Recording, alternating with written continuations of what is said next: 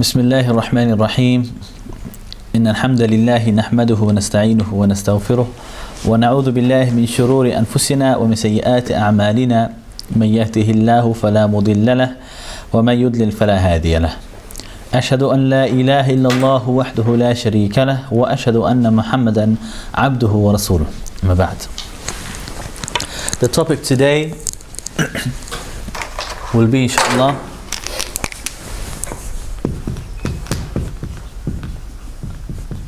Tauheed.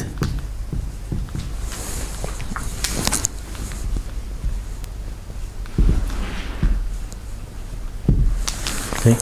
Tauheed, meaning from the verb wahada, to unify, to make something one. Okay, this is the meaning of Tauheed. Okay, let me just move this a little bit, inshallah, so you can see the board. Can you see the board okay? Yeah? Alhamdulillah. So, Tauheed is one of the most talked about things nowadays because it's the most controversial thing for the kuffar. It is the Tauheed which makes the kuffar afraid of Islam. It is the Tauheed which makes the kuffar angry with Islam. It is Tauheed that makes the kuffar in opposition to Islam. Tauheed is one of the hardest things for the mushrikeen to accept because it shakes everything that they know and they believe. Ibn Abbas said that التوحيد أشد على الناس من الموت. He said that the Tawheed is harder on the people even than death.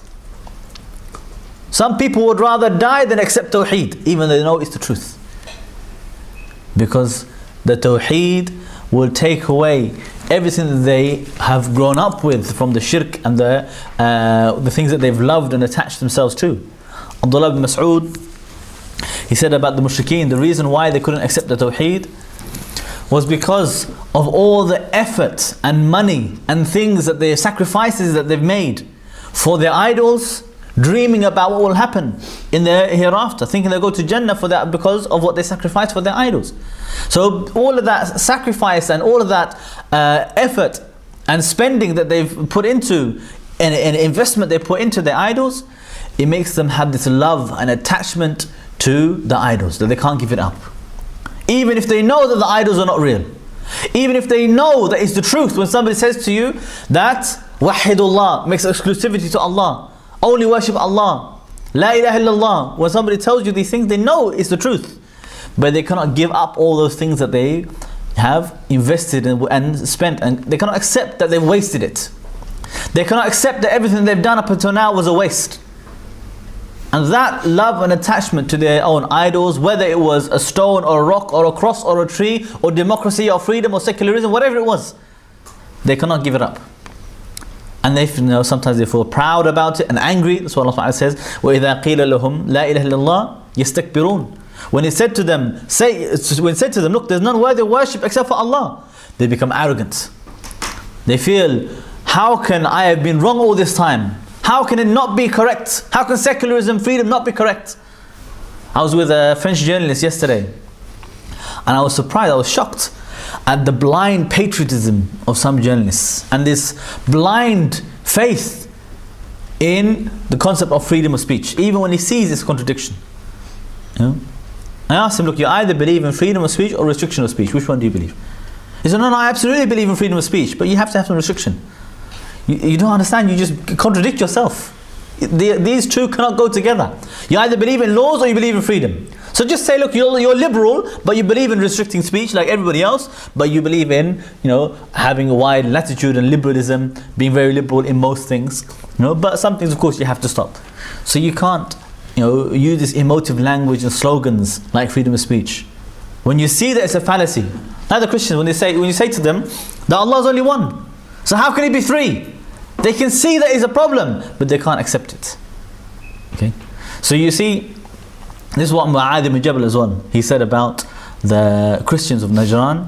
He said that the Tawheed was harder on those Christians. They were so stubborn. It was harder on them than for a mountain to fall on their head.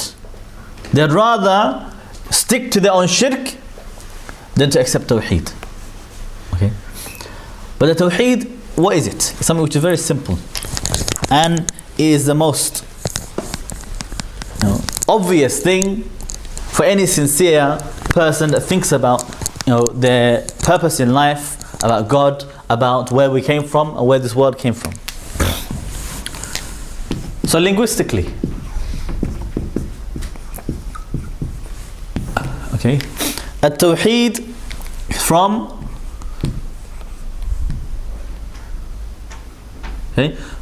wahada. Okay, it means to unify. Okay, means to unify or to make something one.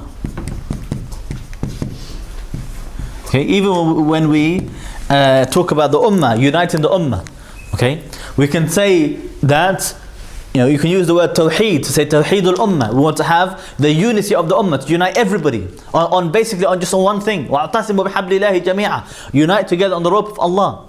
So to unify and bring together, make it only one, not to be separate, not make it two. This is included. And wahid as well means to make one, to make something just to be one. Mean that you completely reject the possibility of a second. You're saying, if we say Tawheed for Allah, we're saying Allah is the only one. There cannot be a second, there cannot be a third or a fourth, can be no partners. Okay, as well it means ifrad.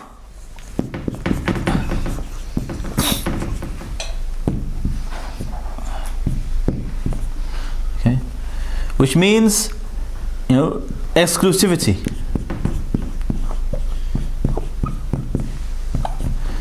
Okay, mean it's something which is exclusive. You give that exclusively to its owner. Okay. For example, if we say that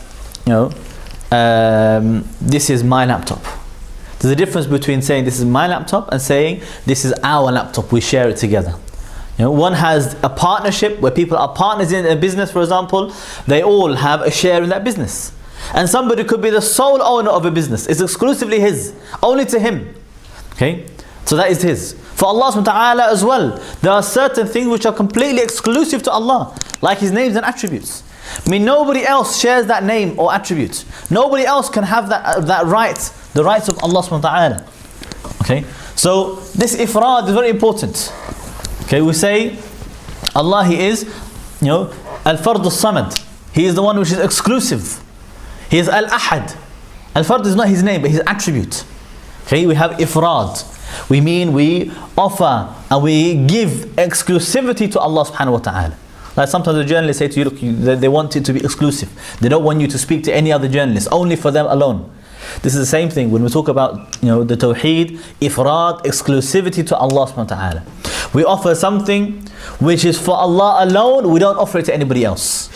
We don't allow anybody to have any share of it besides Allah subhanahu wa ta'ala. We only have Allah subhanahu wa ta'ala exclusively. Okay, so we're talking about here to unite, to unify, or we can say to consolidate as well. We can use the word consolidate. Okay, to put together, make in one body, combine in one body. These are the linguistic meanings of at-Tawheed. Okay.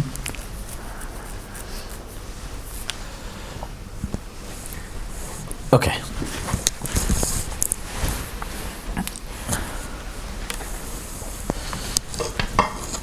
So now when we talk about the Sharia definition of Tawheed, we need to find a better way to do this. Okay. Okay. So in the Sharia,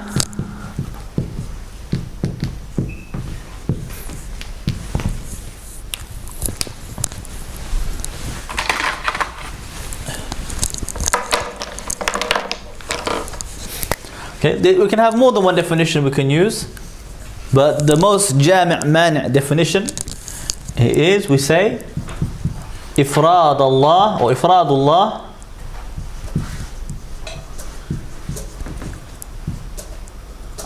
tabarak wa ta'ala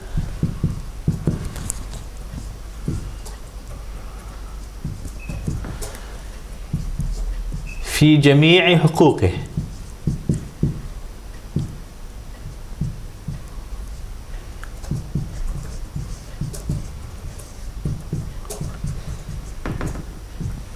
Okay, meaning exclusivity to Allah.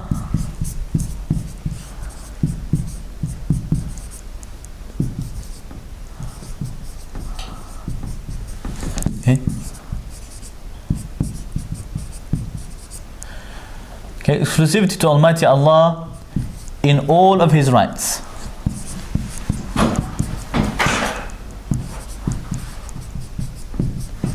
Okay.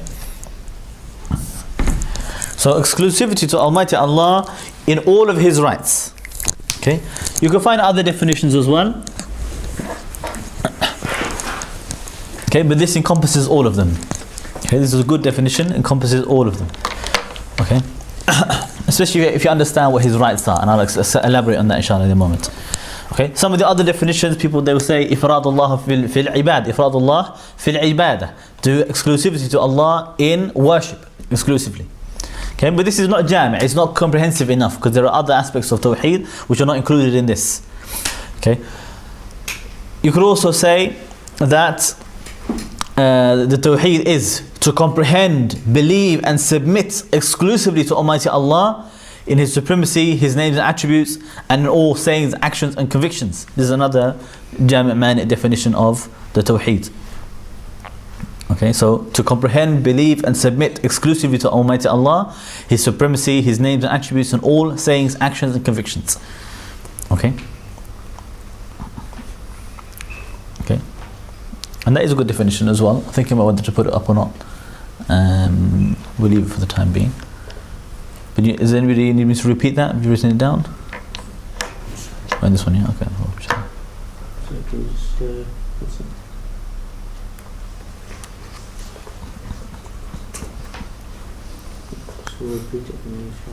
The second one, second definition. No? Yeah. So this is one definition: exclusivity to Allah in all of His rights. Okay. Another definition is to comprehend, and I'll put it on the board. I'll put this one on the board. Okay. The second definition you can put, okay, a little bit longer. We can say is to comprehend,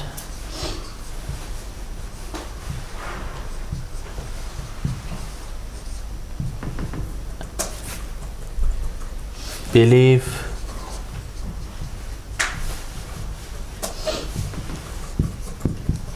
and submit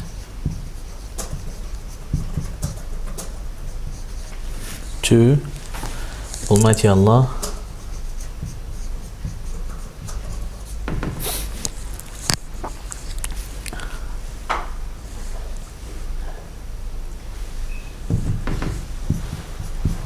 His supremacy,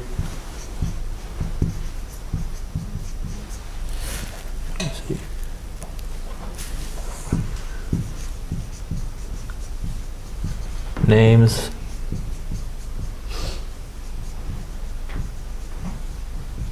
attributes,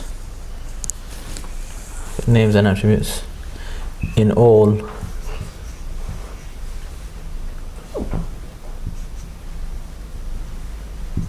sayings, actions and convictions.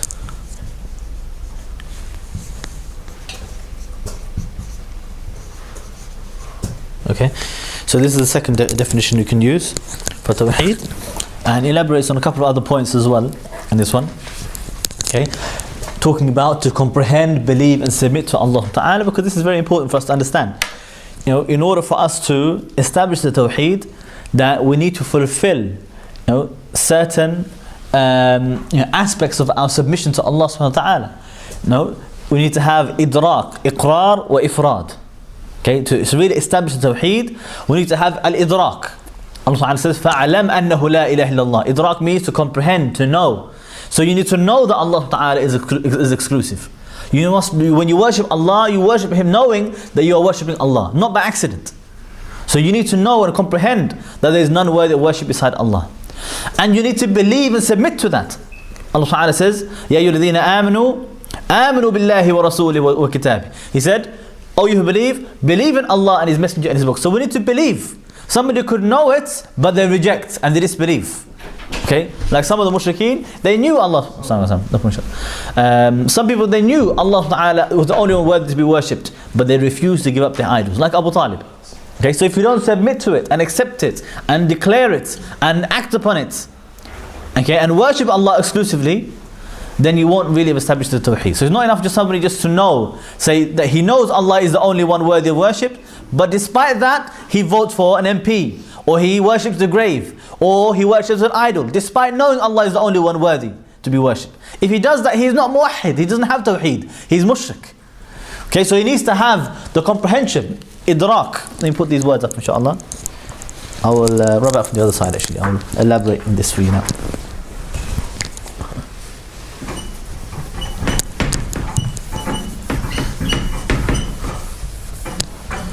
Okay, so to establish the Tauheed, we need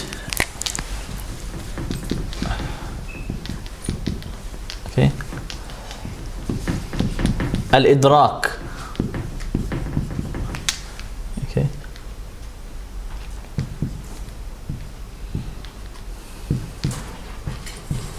Okay, we need al-idrak, to comprehend.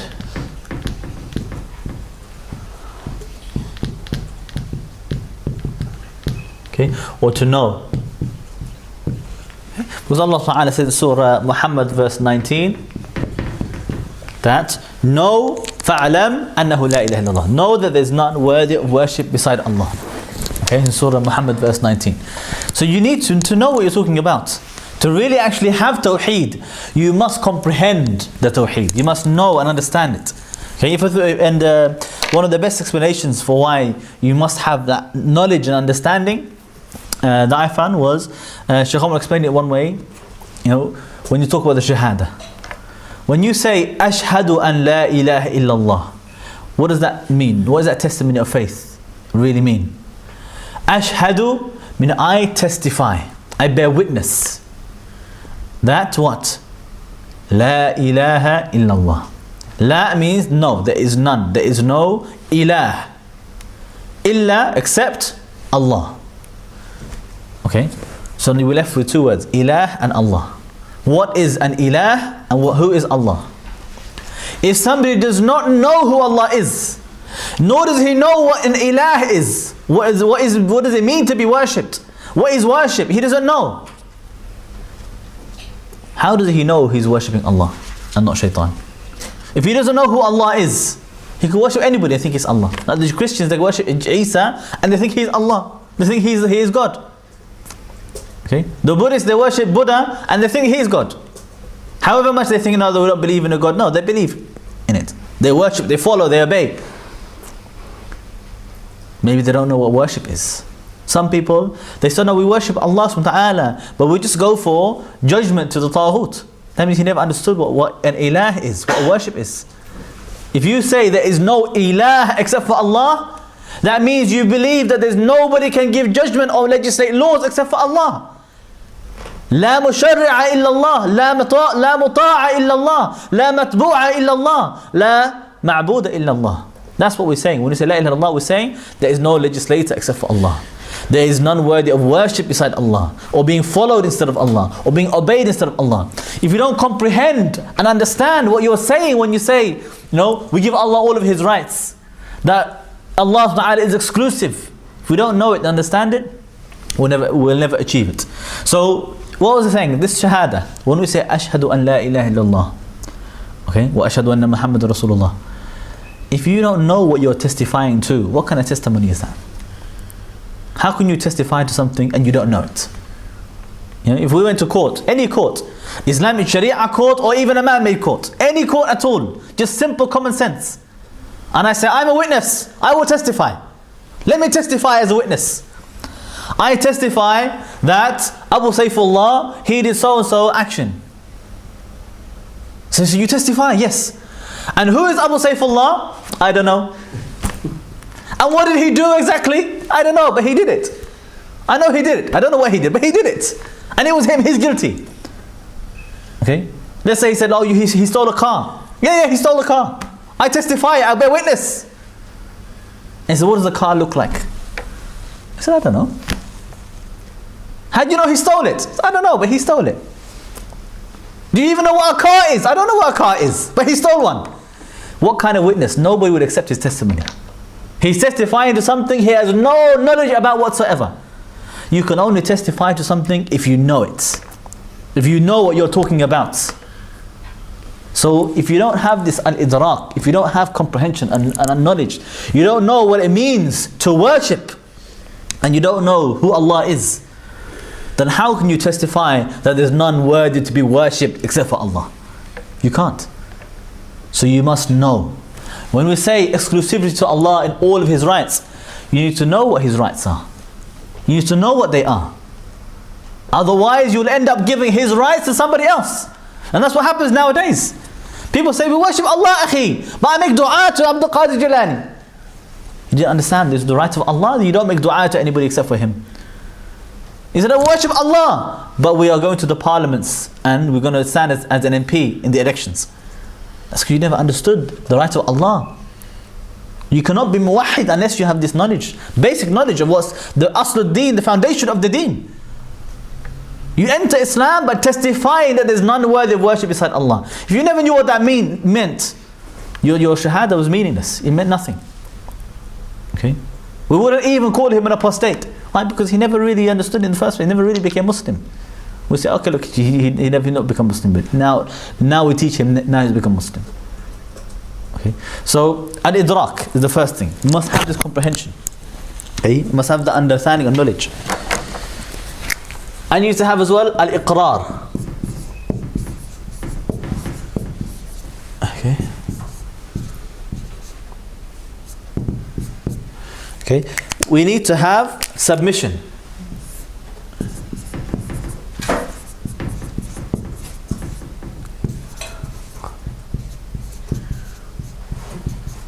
Okay. Okay. I'll put his submission and belief. Okay. Not only belief, but acceptance as well. Okay. And here you can put here 4136 as one evidence. Allah ordered us, O you who believe in Allah and His Messenger and His books. So not only do you understand and know what the kalima and the Tauheed means, you know who Allah is and that He's the only one worthy to be worshipped, you know it. But if then you don't submit to it and you continue worshipping other than Allah, whether out of habit or for personal gain or out of fear of the people or out of showing off and riyah, whatever reason you give, if you don't submit and actually say, because Allah is the only one worthy to be worshipped, therefore I will never worship anybody except Him. If you don't do that, then you haven't got the Tauheed. You're not muwahhid. You haven't got the Tauheed. You haven't achieved it yet. Okay? You need to submit. You need to, accept it, testify to it, believe in it. You need to submit to it. If you believe Allah is the only one should be obeyed, that means you will never accept any man-made laws. You will never say, but I will obey the man-made laws as well. He will never say that, because he's not muwahhid unless he knows and believes in it and submits to it as well. So he needs to have this al-iqrar. And finally, you need to have as well, to establish it, al-ifrad. Okay. Okay. You need to have al-ifrad, exclusivity. Okay, to Allah. Okay, because somebody could, for example, he knows Allah deserves to be worshipped exclusively, and he does, submit and believe in that, and he does worship Allah. He prays the salah to Allah subhanahu wa ta'ala, but he doesn't do it exclusively. He prays to Allah and to an idol. Okay, he wears the cloak of Tauheed and Iman, but he's hiding and he's also sharing with that the shirk and the kufr. Okay? He says Allah is the only legislator, but then he also votes and goes to United Nations, and he seeks judgments from the Tauheed. Okay?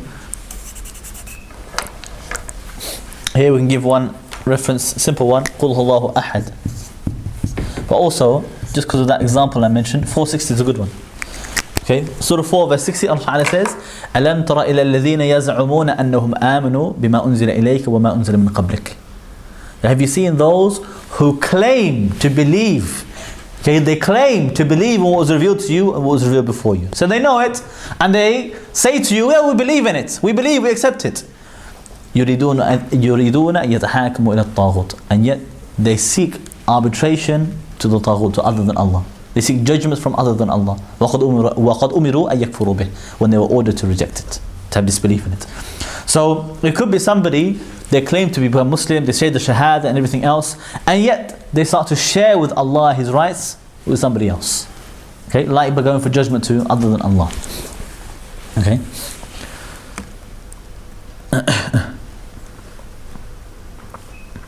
Okay. In the definition, if we go back to it for a moment, so we understand now what we're saying: to comprehend, believe and submit to Almighty Allah. In fact, that should be to Almighty Allah exclusively. Almighty Allah exclusively. Okay, in His supremacy, His names and attributes, in all His sayings, actions and conviction. Okay, so this covers the next thing, which is the categories of Tauheed, which I will elaborate on in a moment, inshallah. When we talk about His supremacy, His names and attributes, these are His rights. His rights, the rights of Allah to His rububiyyah, uluhiyyah and asma' sifat. To His being the Lord, to be His being the only one worthy to be worshipped in all of our worship and ibadah to Allah, and in His names and attributes. Okay, is exclusively for Him. And we say in all sayings and actions and conviction. And I'll just elaborate on this quickly before I go on to the categories of Tawheed. Okay, can I rub this part out on the left? Yep.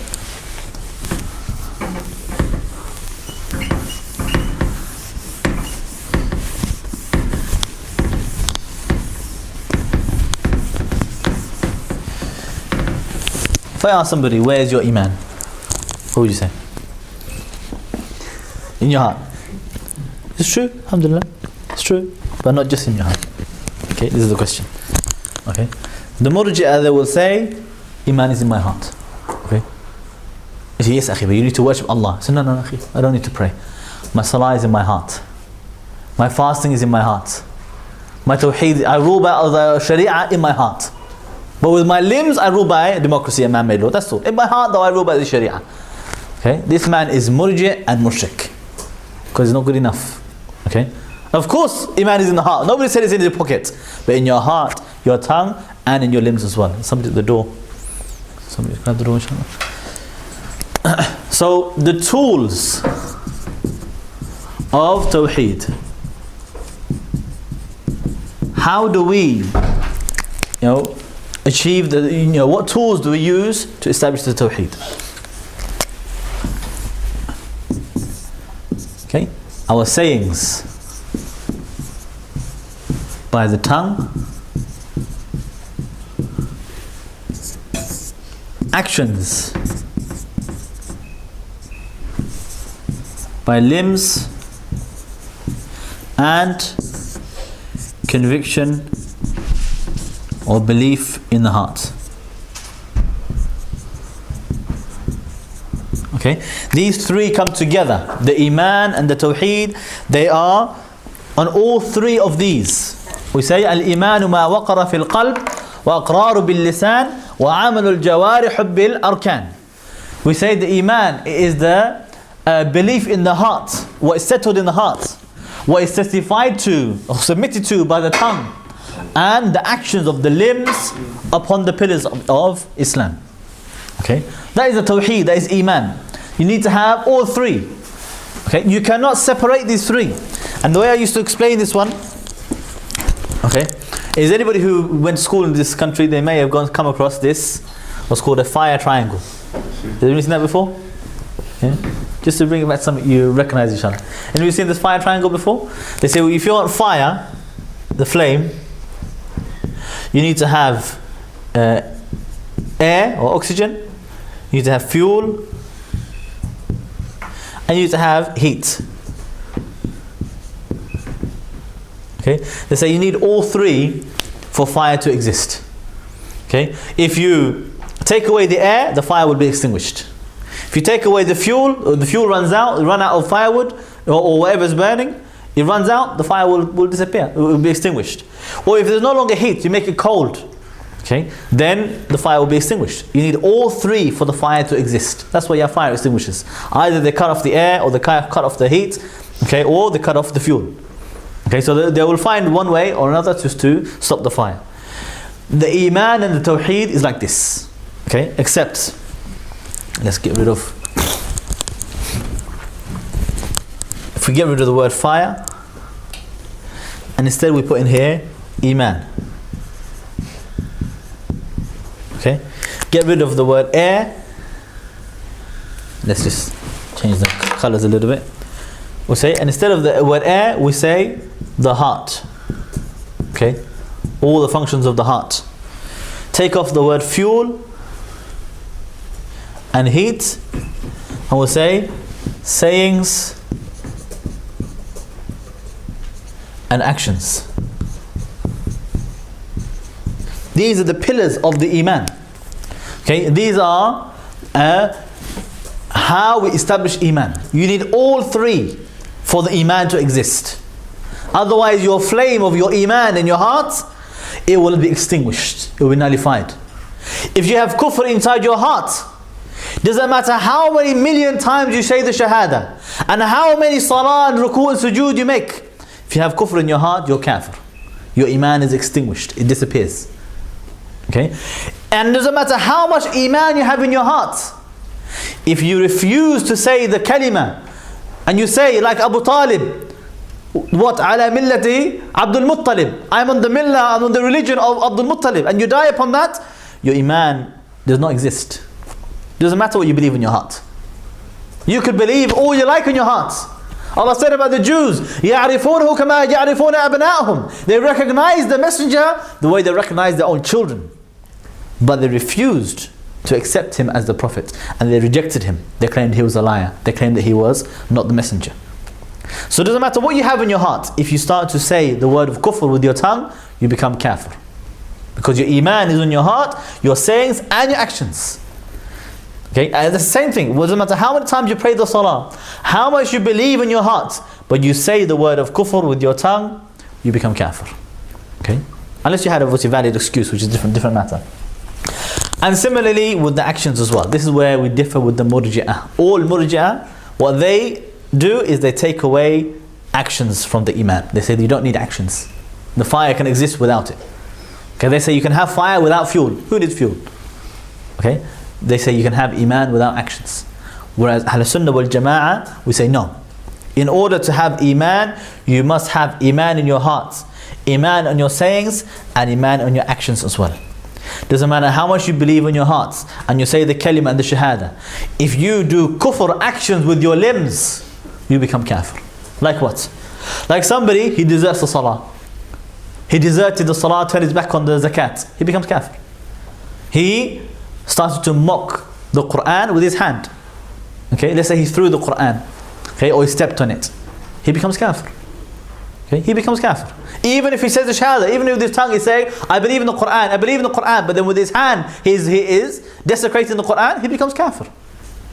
Okay, he might say, I'm with the Muslims, I'm a believer, but he works with the police against the Muslims, against Islam, making tawalli, وَمَن يَتَوَلَّهُ مِنْكُمْ فَإِنَّهُ مِنْهُمْ. Allah said, whoever among you allies with them, he is one of them. He is one of them. So with the actions, he starts to commit the kufr. If he does kufr or shirk in his actions, all the tawheed in the world in his heart and sayings will not save him from the shirk that he's done in his actions. He'll become kafir. Okay, he'll become mushrik or kafir.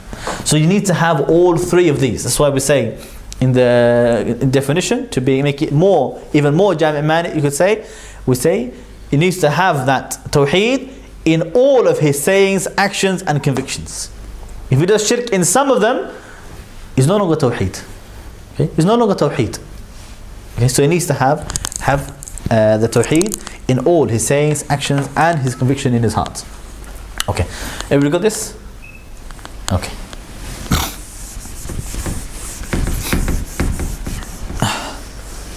I'm going to run out the definitions as well now, inshallah. I want to talk about this thing, the rights of Allah subhanahu wa ta'ala. What are they? The categories of Tauheed.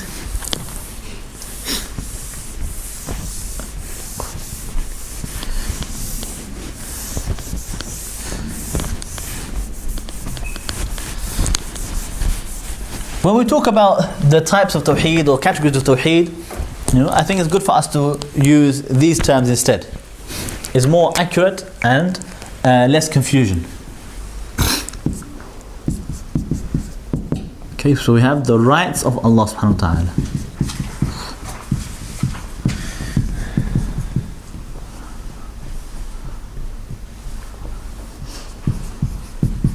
Okay, I'm going to put in brackets here categories of Tauheed.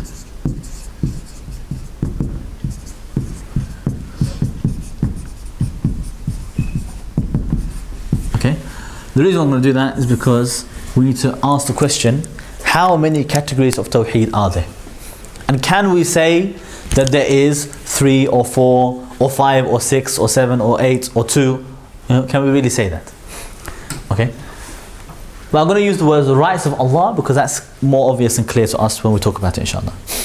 So, how many categories are there of Tawheed? I'm talking about here, Rububiyyah, so on and so forth. Anybody want to? I say 4. You say 4? Okay. Anybody want to? 3. 3. Okay. 3 and 4. Anybody want to make any other suggestions? Okay. It's not an auction, but it's still. We could really do as many as we want, but this is a big controversy now. People, they get really excited about he said 4 categories of Tawheed. Some people call him Mubtadi', innovator, just for saying there's 4 categories of Tawheed. Okay, and if we wanted to, we could say he's the innovator. How can he say there's 3? Okay, I'm going to put 2. Okay, just to be difficult. Yeah. Though really, you're both right, inshallah. And anybody who said there's 8, they're right as well. And you'll see why, inshallah.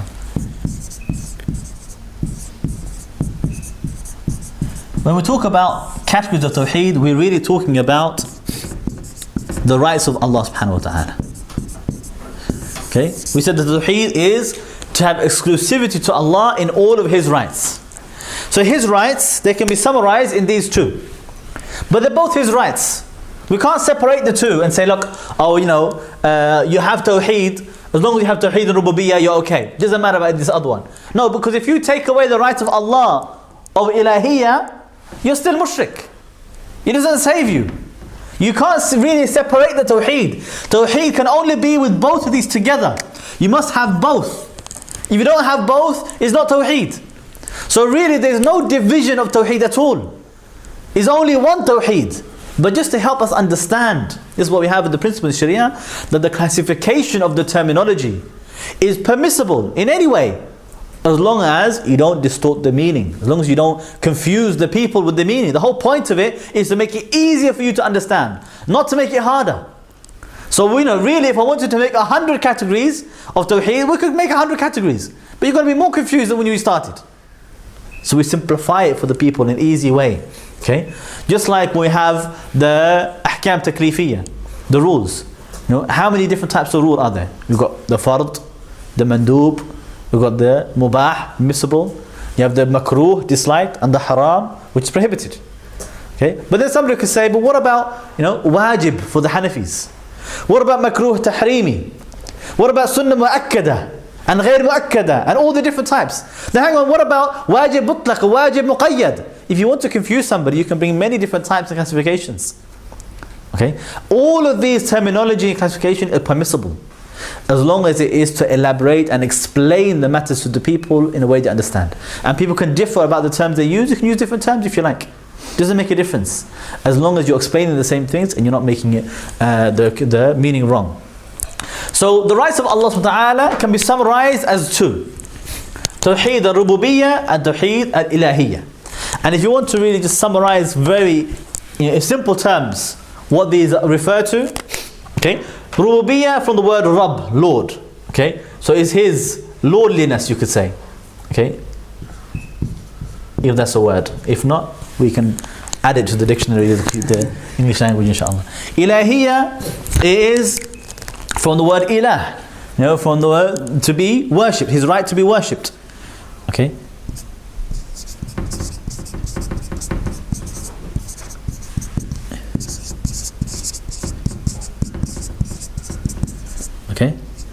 in practical terms, to really understand, the difference between these two, is this is all about attributing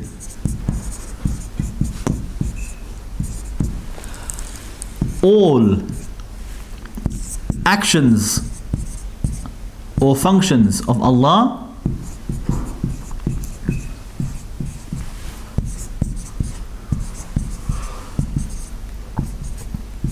to Him exclusively. Okay? Attributing all the actions and functions of Allah to Him subhanahu wa ta'ala exclusively. Meaning what? Whatever Allah did, you say this is His. We don't say anybody else did it. Allah subhanahu wa ta'ala created us. We don't dare say Mother Nature created us, chance created us, no, evolution created us. No, we don't bring all this nonsense. Allah subhanahu wa ta'ala created us. It belongs to Him. The creation belongs to Him. Allah subhanahu wa ta'ala, He guides and takes away guidance. Nobody else guides and misguides. Even when people say, look, I made somebody Muslim. How can you make somebody Muslim? Will you force him or what? Yeah? I gave him da'wah. You didn't guide him. Allah guided him. You did your duty, you give da'wah. Allah subhanahu wa ta'ala is the one who sparked in his heart the guidance. How many people will call them to Islam with the same da'wah, the same call, the same message, but they don't believe?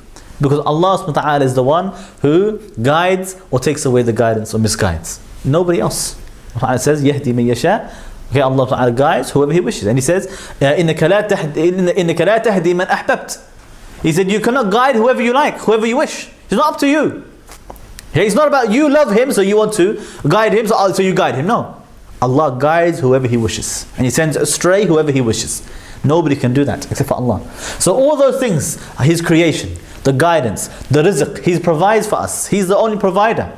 Okay, He's the one who gives life and takes life. It belongs to Allah subhanahu wa ta'ala exclusively.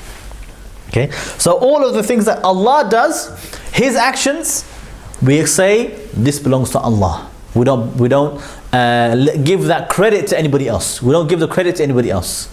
Okay, even sometimes people make the mistake. Simple terminology. Simple terminology can have some element of shirk. We say shirk al-alfaz, the shirk of the words and terminology. You can have some mistakes in our words, and technically they could contain a very bad meaning, evil meaning. For example, if somebody says, "Akhi, you're a lifesaver." What do you mean you're a lifesaver? How can you save life? You give life or take life or what? Allah Ta'ala is the one who saves you, the one who gives life, not you. Okay, you cannot increase my lifespan. Prevent death from reaching me. It's impossible. Allah Ta'ala, He does that. Somebody says to you, you're very lucky, good luck. What do you mean lucky? You believe in qadr or not? You believe that Allah, He does whatever He wishes and determines the fate of destiny for everybody, or you don't? So technically, these words have some bad meaning in it. It has some meaning which has some shirk in it as well. Okay. Similarly, when people start to say, we are democratic people, that's full of shirk. Because you know what democratic means? It means the people legislate, when Allah is the one who legislates. Allah is the one who decrees and decides laws, not the people. So it has bad meaning in it. So this is the rububiyyah. When we talk about Allah's actions, anything that Allah says He did or He does, we attribute it to Him, and that is His right, His haqq. Ilahiyya is directing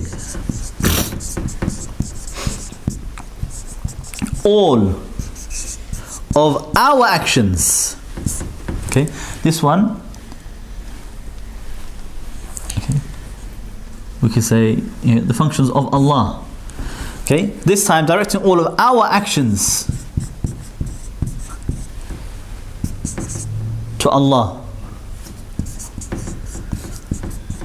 exclusively. So this time we're talking about whatever we do. Okay, we are human beings or creation, any other creation. When we do an action, we do it only for Allah subhanahu wa ta'ala. We obey, for example, to obey, to follow, okay, to worship, okay, to supplicate, okay, to love, okay, to seek judgment,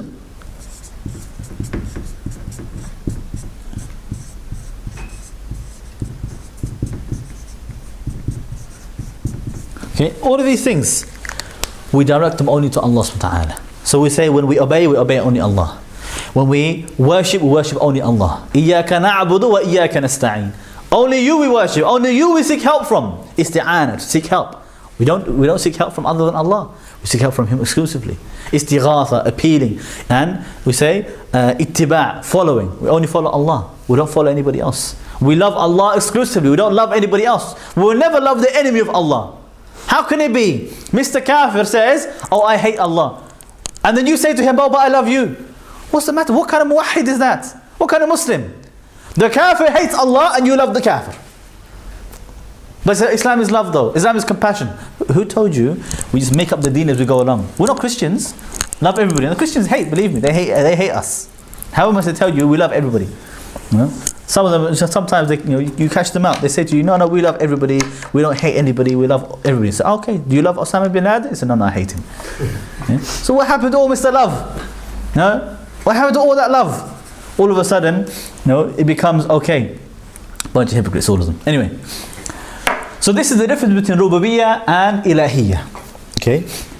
Rububiyyah is Allah's actions, they belong to Him exclusively. And we don't claim anybody else has those actions. We don't give anybody else credit for the actions of Allah subhanahu wa ta'ala. Okay? That's why it's kufr. What this man Usama Hassan, he said, when he started to talk about evolution, denying what Allah subhanahu wa ta'ala revealed. Allah subhanahu wa ta'ala says that He made Adam from clay with his own two hands. Okay? And from the hadith of the Prophet ﷺ, how he was made clay and it was not even given life for a long time. And then Allah subhanahu wa ta'ala put the life, the ruh into Adam and it became alive. Okay, and it came to life. And from Adam, Allah created Hawa, his wife, from his rib. And then from them came all of mankind, only from them. So there's nothing called, it came from monkeys and it came from apes and evolved from all of these things. No, it's not possible. And in the verse of the Quran, Allah says about Isa and Adam, how Adam had no father. Okay? The way Isa has no father. So how can you then turn around and start to make up your own story about where human beings came from? So that is shirk in Allah subhanahu wa ta'ala, because He wants to take the action, the function of Allah subhanahu wa ta'ala exclusively, and He wants to give it to somebody else. Okay? He wants to give it to evolution or nature or something, or anything like this.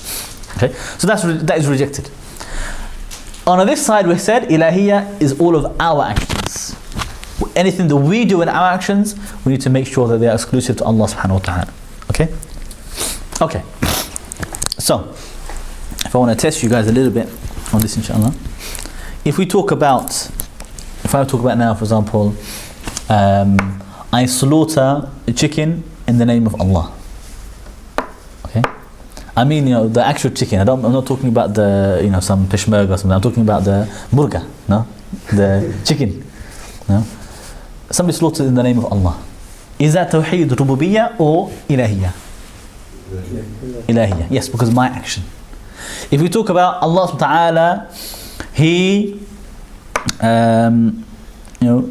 He created the heavens and the earth. Is that Tauheed Rububiyyah or Ilahiyyah? Rububiyyah. Okay. And if I said that David Cameron is the legislator, he can make our laws for us, is that shirk in Rububiyyah or shirk in Uluhiyyah or Ilahiyyah? Both. Yeah, you can say it's both. One, because he's claiming to be the Lord. He's claiming he's the one who legislates. Al-Hakam al-Adl al-Mushari'. He's taking the attribute of Allah for himself. The other hand as well, he's a human being. What the hell is he doing? Legislating laws, directing the worship and the obedience and the seeking judgments to other than Allah, to himself. Who does he think he is? So that's why we can't separate these two as well, because people they got the mentality when they talk about categorizing the Tauheed, they have divisions of Tauheed. Okay, and or people start to say, oh akhi, you can't call for Rububiyyah before Uluhiyyah, Uluhiyyah before Rububiyyah. This doesn't make sense. The two, they're together, you can't separate them. Okay, you cannot believe in Tauheed Rububiyyah unless you believe in Uluhiyyah. Okay, the words I'm using here, by the way, you can use any one of them. Tauheed Ilahiyyah or Uluhiyyah, they're both correct. Okay, it's just different terms. But Ilahiyyah is the best one, inshallah. Okay. Also, Tauheed al-Ibad is another name for this one as well. People use. All of them are valid, inshallah. But the linguistically is the best one for us to use. It's Ilahiyya. Okay. So you can't separate any of these issues. You can't separate them. Just as when we had the fire triangle before of the Iman, we said the heart, the sayings, and the actions. You cannot separate them at all. And the only ones who separate them are the Murji'ah. When they start to say, for example, the Aqeedah in our heart, what we believe in our heart, and the Sharia in our limbs, that they are separate. The two are separate. You cannot separate the two. Okay? Just as you cannot say, when people say Tauheed Rububiyyah, Tauheed Uluhiyyah, or they say call for Tauheed before Sharia or Sharia before Tauheed. There's no such thing as Tauheed before Sharia, Sharia before Tauheed. There's only Tauheed. You call for Tauheed first and last. Nothing in between, nothing before or after. Any da'wah which is not to Tauheed is not da'wah. Okay, this is the first thing to understand. What they're basically saying is, you need to call them to believe Allah is one, Allah is the creator, but don't call them to worship Him, or to obey Him, to seek judgment in His laws, in His Sharia. You can't separate the two. You can't say that, I will tell Mr. Kafir to believe Allah created us, but I will leave him to worship the MPs and democracy in his shirk, instead of living by and ruling by the Sharia. You can't do that. To become muwahhid, you need to accept both rububiyyah and ilahiyya. In fact, the majority of the mushrikeen did not become mushrik by rububiyyah. They became mushrik in ilahiyya. That's why all of the messengers, what did they come to tell the people, to remind the people? Was it to tell the people, La Rabba illallah, that there's no Lord except for Allah? They don't need to tell them that. Everybody knew that. Atheism is a very new phenomenon, not new necessarily, but it's something which is, minority. The minority of the people are atheists, always, even now, really. They may be a little bit outspoken and feel a bit proud with all their secularism and all that, but in reality, they're minority. The people who believe in Allah, believe in Creator and God, they're more than the atheists usually. Okay, the Anbiya, they did not come to remind the people, oh look, your Lord is Allah. They knew that their Lord is Allah. Okay, Allah says, ask the mushrikeen, ask the Quraysh, قُلْ مَنْ رَبُّ السَّمَوَاتِ وَالْأَرْضِ, who is the Lord of the heavens and the earth? Okay, مَنْ خَلَقَ السَّمَوَاتِ وَالْأَرْضِ, who created the heavens and the earth? They will say, لَيَقُولُنَّ Allah, they will say Allah. Okay, the question is, why don't they worship Allah exclusively? Why are they offering their worship and their supplication and their devotion to idols instead of Allah? And they will say that we will only do it to become closer to Allah. They think that they can worship Allah by going to those idols or those graves and so on. And even now until today, there are some so-called Muslims, they start to fall into the same trap. Exactly how the first shirk occurred. How did the first shirk occur? The people started to say about some of the sons of Adam, some of the children of Adam. Okay, they were very pious. Okay, people like Wad and Suwa and Yaghuth and Ya'uq and Nasr, they were pious Muslims from the early human beings, from the children of Adam alayhi salam. Okay, so pious they used to remind everybody of the good deeds, and whenever there were, some people like this, whenever they're about, everybody feels that they want to do good deeds. They want to practice because it's a good company. If the company you keep, when the time of Salah enters, they stop what they're doing and they pray. You will stop what you're doing and you'll pray. If the company you keep, they delay the Salah until it's late, they say, don't worry, but we'll pray later, until Dhuhr is finished and Asr time now. If that's what you're hanging around them all the time, you'll be the same. So people used to really like those good pious people, and they all used to remind them to do good deeds. So when they died, some people, they started to say, why don't we make a statue of those good people, so that when we see them, it will be like they were here reminding us to do good deeds. We'll see the statues and we'll be reminded to do good deeds. So they made statues for them, and whenever they see them, they say, look, I should do a good deed. It's good, good that I saw him. And so they would benefit from this in this way. And then after a while, they had children, and their children, found these statues about, and said, and you see that their parents used to come and they used to offer some worship and good deeds after seeing the idols. So what they're doing, they didn't know the whole history and the story behind, or they forgot. After a while they had children, after generation, new children came about, And all they saw is, I don't know who these, what the statues are. All I know is that my parents used to come and worship them. They used to come in there and they worshipped them. After a while they made a shrine around the statues. After a while it became a masjid around the statue. And it used to be people go there to worship.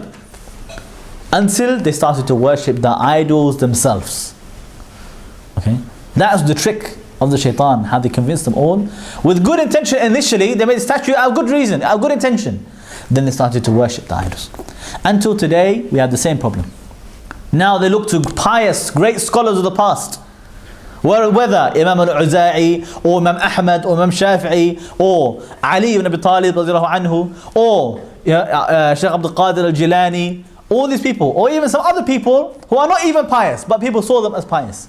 They would make for them, graves, and instead to make the grave like the sunnah, level, okay, with just a little bit of raised ground so people know there's a grave there. No, they started to build a big tomb over them.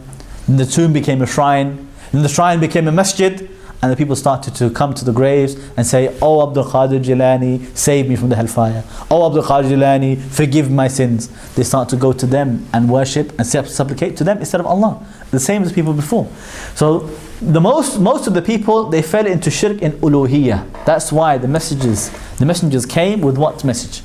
To say, La ilaha illallah.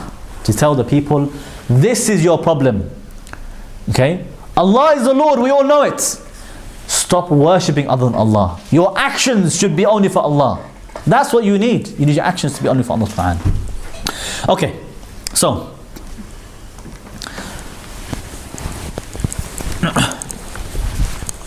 I'm going to give you now, inshallah, some subcategories of these types of or categories of Tauheed. Okay, so this is what I will say. Let's say there are 8 categories of Tauheed. Why not? It's permissible to classify. We can do it as we like. Just to show you how it really doesn't make a difference how much. So under these, I'm going to put 4 each. Okay, so under Tauheed al-Rububiyyah, there is number 1. Okay, we will say Tauheed al-Asma' wa Sifat. Can you see the green on the camera? Is it visible on the Ustream as well? Can they all see it?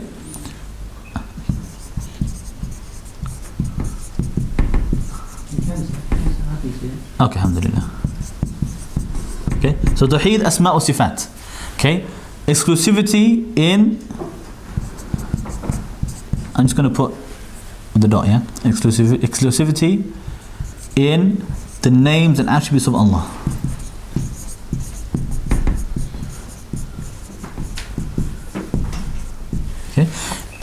Exclusivity in the names and attributes of Allah subhanahu wa ta'ala. So Allah has certain names. Okay, He has certain attributes. Okay, it's also known as Tauheed al-Zat. Allah subhanahu wa ta'ala Himself, His own essence, His names, His attributes, His description, they belong only to Allah. We do not claim Allah subhanahu wa ta'ala has any similarity in any of His creation. Nobody from the creation is similar to Allah subhanahu wa ta'ala. Okay, so His attributes are His alone. His descriptions are His alone. So when Allah subhanahu wa ta'ala says that He is ala arshih istawa, He is above His throne, nobody else is above His throne. Okay? Nobody else is above His throne. Okay? When Allah subhanahu wa ta'ala says He is al-Khaliq al-Bari' al-Musawwir, He is the one who creates. He is the one who fashions and designs. Nobody else creates. Nobody else has created from nothing.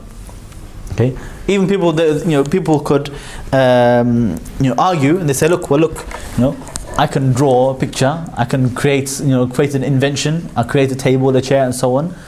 Yeah, but you take what Allah Ta'ala He gave you and you put it together. Allah, He creates from nothing.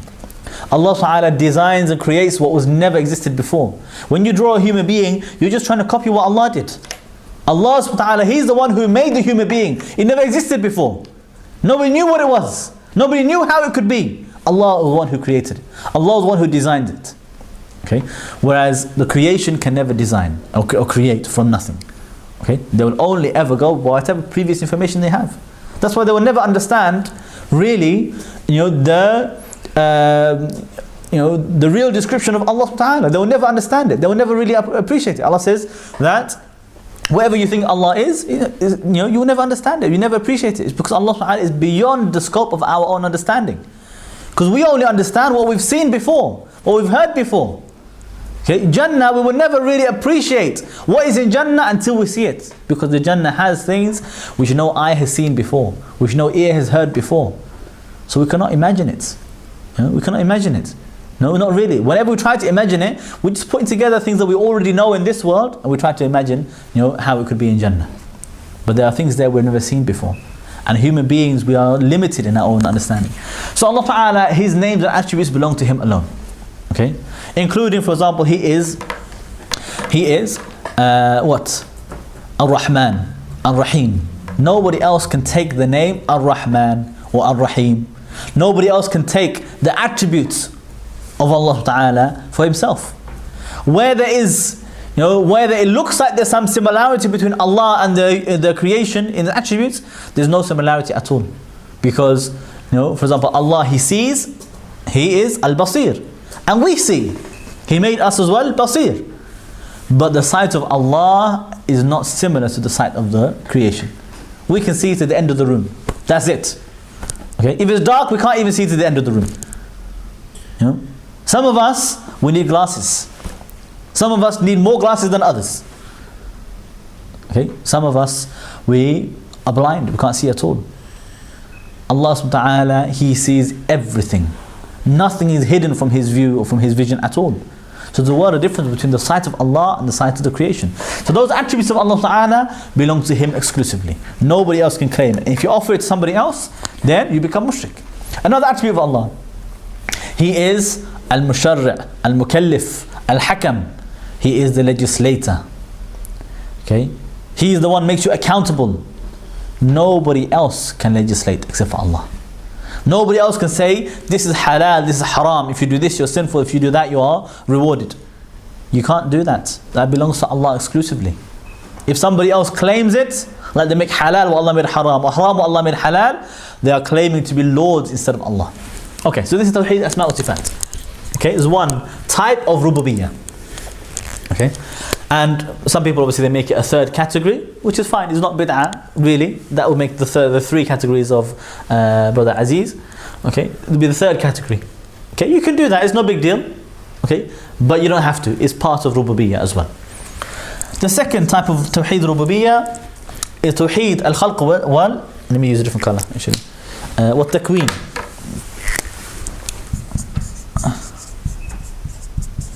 Okay, Tauheed al-Khalq.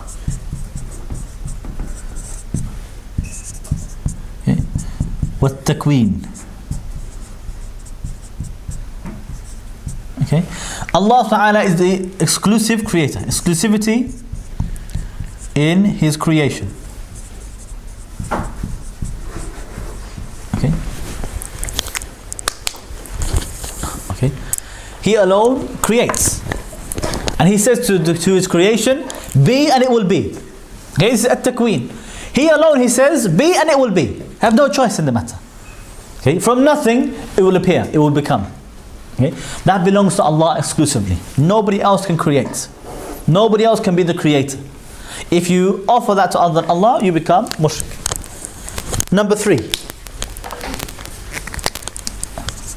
Next week we'll go through these with the evidences as well, inshallah. But we'll just lay down the different points for now, and then we'll move on, inshallah.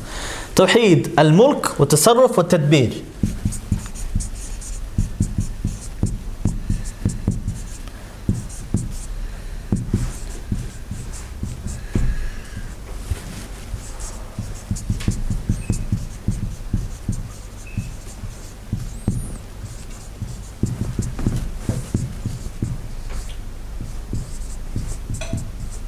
Can the camera capture all the way down here?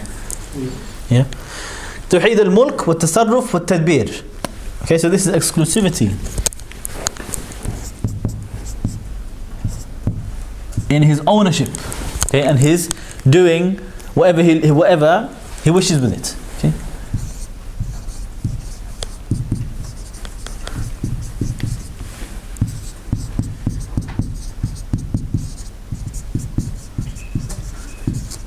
Allah subhanahu wa ta'ala, He owns all of His creation. Okay? He is Al-Malik. Al-Malik. He is the one who, everything belongs to Him. He possesses us all. Our own selves, our lives, our souls, our wealth, our children, everything in the earth belongs to Allah subhanahu wa ta'ala. Okay? It doesn't belong to anybody else. And somebody who claims it for themselves instead of Allah, he becomes kafir. He becomes mushrik. And as well, He is the one who has at-tasarruf wa tadbir, meaning what? He does whatever He wants with His creation. And He manages the affairs to however He wishes. He is al-mudabbir al-amr. He's the one who gives the commands. He tells the angels how to manage the weather and how to manage the earth. He tells the earth and the heavens their own attributes, how they should be, how they should act, how they should behave. What would it be like if the earth was disobedient, had free will, said, today I'm not going to let you walk on my back, I'm going to throw you from my back.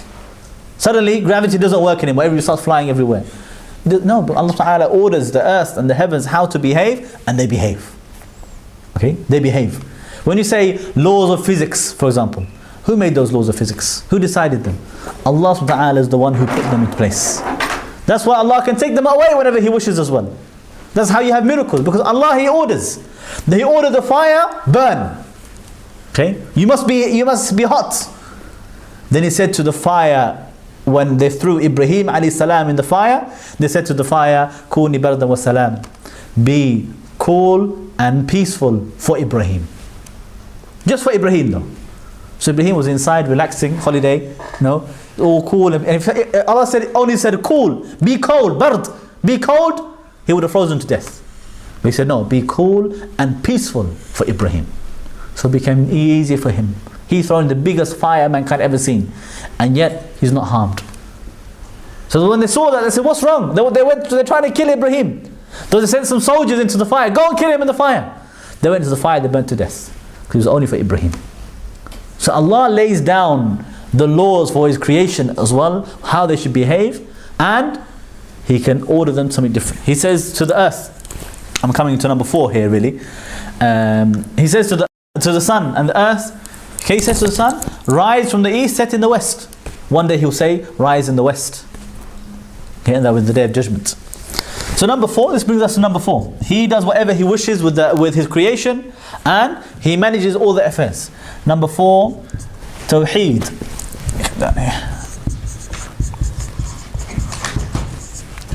Al-Hakimiyyah.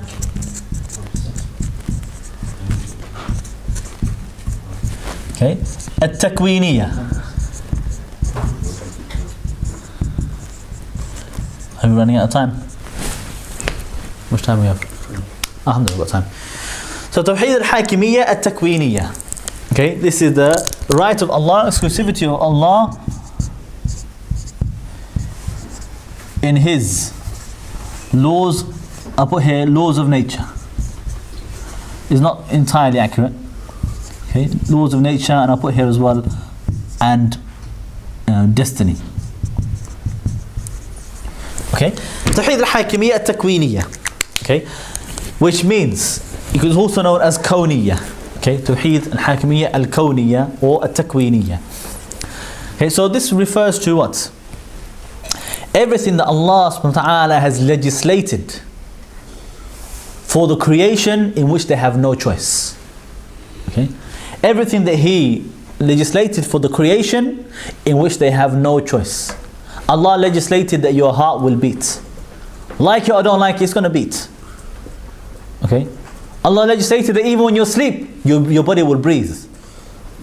It's not something you really have control over. Your body will do certain things, behave in certain ways. It wasn't up to you. When you cut your hand, you don't tell your body to heal it. It heals itself. Because Allah Ta'ala created it with certain laws. The laws of nature, laws of, as I said, gravity, in relation to, all the earth and the heavens and the earth, everything Allah created in it, in order it will function in particular ways for you. Okay, Allah ordered the animals to be subservient to you, to function in certain ways. They don't have free will, they don't have any choice. They behave and they do whatever Allah ordered them. The angels, they don't have any choice. Allah orders them and they obey without any free will. Okay, when Allah created the heavens and the earth, He ordered the heavens and the earth. He said, you two come together, whether you are obedient, whether you like it or dislike it, come together, willingly or unwillingly. The heavens and the earth and said, we come together willingly. Okay, they have no choice. But they don't hate Allah, they don't disobey Allah, they love to worship and obey Allah subhanahu wa ta'ala. So Tauheed al-Hakimiyyah, Takwiniyah are those types of laws Allah created, Allah legislated for all of the creation, for them to function in certain ways and manage the affairs of the creation, without any choice, where they have no choice in it whatsoever. Okay.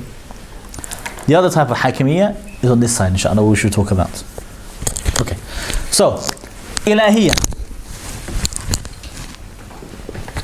Okay, so Ilahiyya. Okay. Again, we'll have 4 types.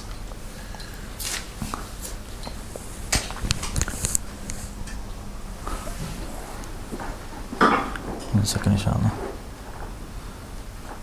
Okay, the first one.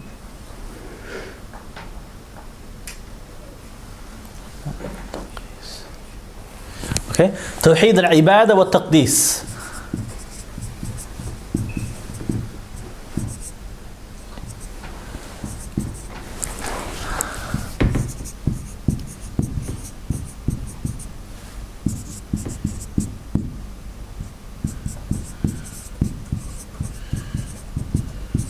Tauheed al-Ibadah wa Taqdees. So this is exclusivity, okay, in worship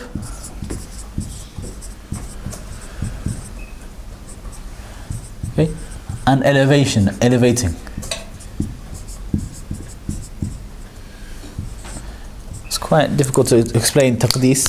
Taqdees means to make Allah Ta'ala above you, purify Him, to say that He is better than us, because He is pure and has no defect at all. So to offer that taqdees to anybody other than Allah, to say that so-and-so is a holy man. What do you mean holy man? So that he's perfect and special. This type of thing is taqdees. When we talk about it, we say is the exclusive right of Allah, that is only for Him that we worship and glorify and purify and elevate in this way. Okay. Okay, so the first one is Tawheed al-Ibadah wa Taqdees. Okay. The second one. Okay, and worship, by the way, is anything you do to please Allah subhanahu wa ta'ala from your sayings and actions on your heart. It counts as ibadah. It counts as worship. Okay, and there's many divisions of that as well. We're going to mention a few of these in here as well. But especially your ritual acts of worship. When you do ritual acts of worship, manasik, okay, ibadat, prayer, bowing, prostration, slaughtering in the name of something, all of this counts as worship. Okay, taqdees as well, another form of taqdees, when you start to swear oath, you say, I swear by Allah. Okay, you don't swear by something unless you believe better than you. Purify it, and there's something good. Okay, so that's why not allowed for us to swear oath but other than Allah. Okay, so when you make the dhikr, you say Subhanallah, glorifying Allah. Okay, Alhamdulillah, all these things are taqdees. Number 2, Tawheed al-Ta'a wal-Ittiba'.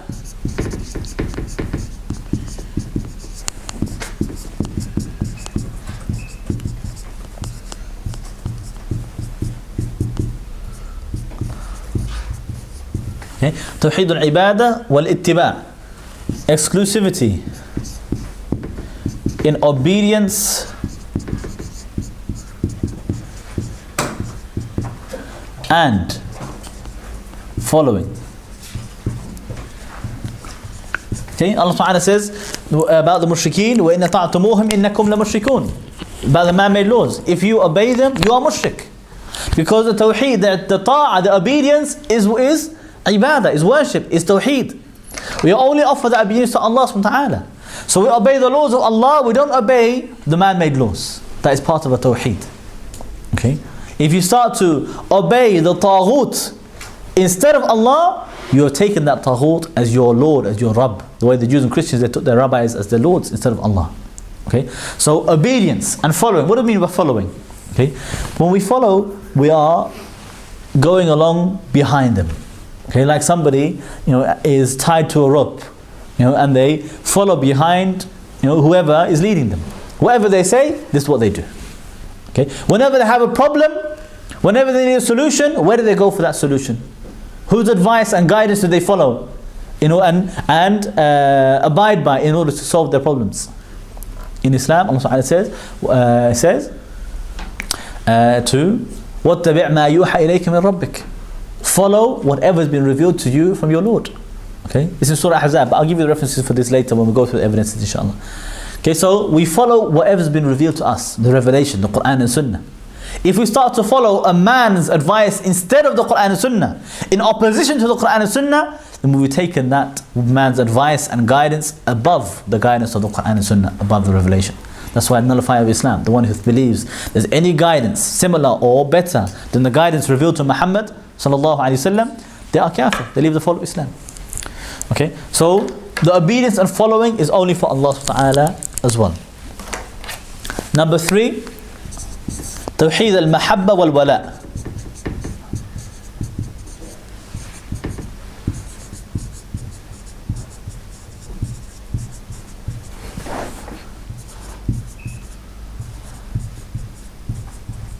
Okay, exclusivity in love and allegiance.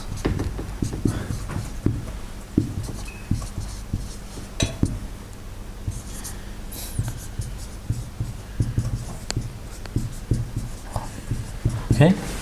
Because Islam is love at the end of the day. Tauheed is love. We love Allah. But we love Allah exclusively. Okay? We have allegiance to Allah exclusively. We will never have love or allegiance to other than Allah. Okay? We say our heart is full of love only for Allah subhanahu wa ta'ala. And we have no room left in our heart for other than Allah. Impossible. Except for the one Allah orders us. For my sake, love him. So we make room in our heart for them, for the sake of Allah, because it's still part of Allah for Allah. So Allah says, He loves Rasulullah, He loves the Messenger. So we say, verily we love the Messenger for his sake, because he loves him. Okay? The way there's a hadith Qudsi, it says that Allah reveals to Jibreel that He loves so and so man. So Jibreel will say to the angels, Allah loves so and so man, so love him. And that love will descend to the earth and people will love him for the sake of Allah. Because if Allah loves someone, we will love them. If Allah hates someone, how dare we love them? How dare we have any love for them? Impossible. If somebody hates Allah, how dare we have love for them? No way. Okay? No way. So the love and allegiance is only for Allah subhanahu wa ta'ala. Okay? So that's why, just simply from this point alone, we should be able to understand. When somebody says to you, is it allowed for me to give allegiance to the Queen? Huh? What Queen? What are you talking about? Allegiance to the Queen? I thought your allegiance to Allah.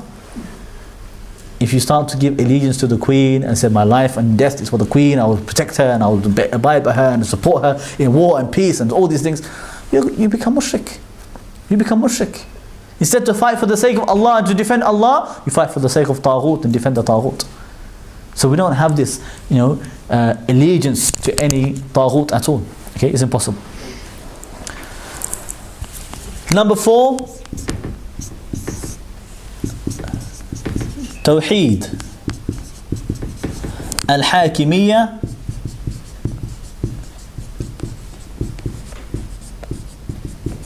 al-Tashri'iyya.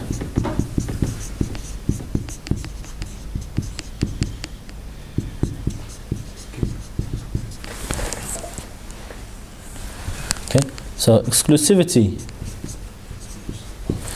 in laws of the Sharia. Let's put it this way.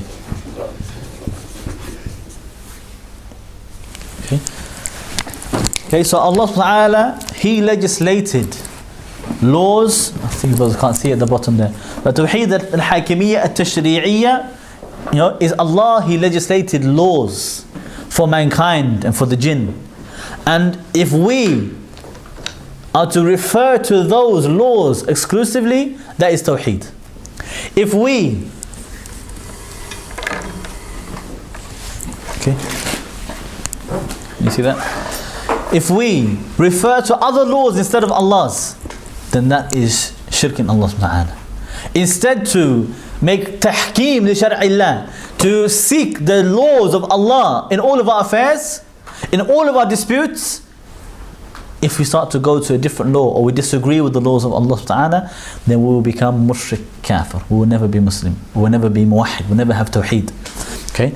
So this is Tauheed al-Hakimiyyah tashri'iyya. Allah is the only one who legislates the laws, and His laws are the only laws that we refer to and seek judgments from, and we abide by, and we implement, and we judge by.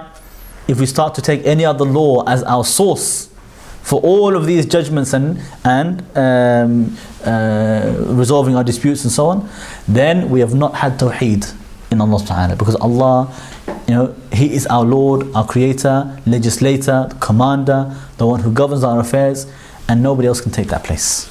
Okay, so this is the one which the brother was saying, 4 types of categories. So some people, they said, we will take this one and we'll make it a separate category. And some people said that we will take this one and we'll make it a separate category. So we make up 4. Okay, I say no problem, why not? Have all of these can be a category. Makes no difference, because they are all part of Rububiyyah and Uluhiyyah, the original 2. And in fact they are all part of one topic, Huququllah, the rights of Allah. Tauheed is one. Doesn't matter if you make it 8 or 16. Some of these we can make into 2. Why not have Tauheed al-Khalq and Tauheed al-Takween, Tauheed al-Mulk, and Tauheed al-Tasarruf? You can have each one have category its own. Okay? You can do that if you want to, but there's no benefit in doing that.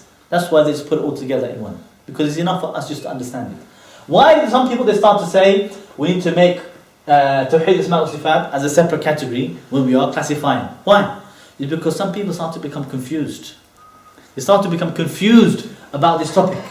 You start to get the mushabbiha from some of those Shia, evil Shia. They start to become mushabbih. Started to say Allah and human beings are the same. They start to put Allah in a human being. Okay, the extreme Shia, they started to say that Ali was Allah. Allah became like a human being, because they didn't understand in the first place, impossible for a man to be a human being. Like the Christians, they started to say Allah became Jesus. Okay, and then Jesus died on the cross, but Allah doesn't die. Okay, it doesn't mean everything contradiction. But so you see, because people start to get confused, and then people, how do we refute them? Some of them start to say, in fact, Allah has no hand. Okay, in fact, Allah has no hand, He meant something else.